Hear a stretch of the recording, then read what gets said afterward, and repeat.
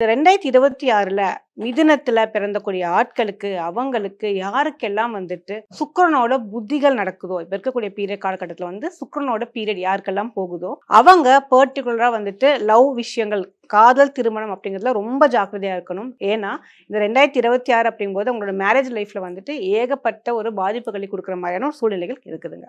So, அப்ப இந்த மிதுன ராசியில 2026 கூடிய மத்த டிபார்ட்மெண்ட்ல எப்படி இருக்குங்க? ஓகே, இது காதலுக்கு மட்டுமா அப்படின்னு பார்த்தீங்கன்னா கிடையாதுங்க. காதல் முடிஞ்சதுக்கு அப்புறம் வரக்கூடிய இப்போ நீங்க வந்து திருமண வாழ்க்கையில குழந்தை அப்படின்னு நம்ம எதிர்பார்க்கக்கூடிய விஷயத்துல வந்துட்டு இப்போதைக்கு இந்த குழந்தைகள் தேவையில்லை அப்படிங்கிற யார் யாருக்கெல்லாம் அந்த ஒரு எண்ணங்கள் இருக்குதோ தயவு செய்து இந்த 2026 வந்து நீங்க கவனமா எடுத்துக்கோங்க.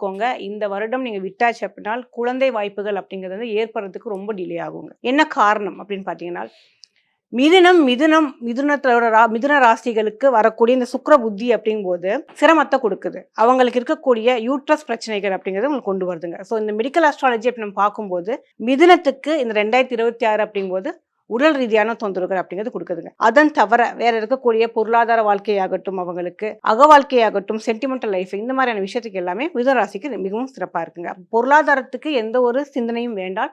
உடல் ஆரோக்கியத்துக்கு அது பர்டிகுலரா வந்துட்டு லேடிஸ்க்கு உங்களுக்கு யூட்ரஸ் சம்மந்தப்பட்ட அந்த இஷ்யூஸை கொடுக்கறதுனால கட்டாயமா குழந்தை விஷயத்துல வந்து கவனமா இருக்கிறது தேவைப்படுது. மற்றபடி வந்து நம்ம ரொம்ப இந்த 2026 மிதுன ராசிக்கு வந்து ரொம்ப பிரச்சனைகள் இருக்கும் அப்படிங்கிற ஆண்டுகள் கிடையாது.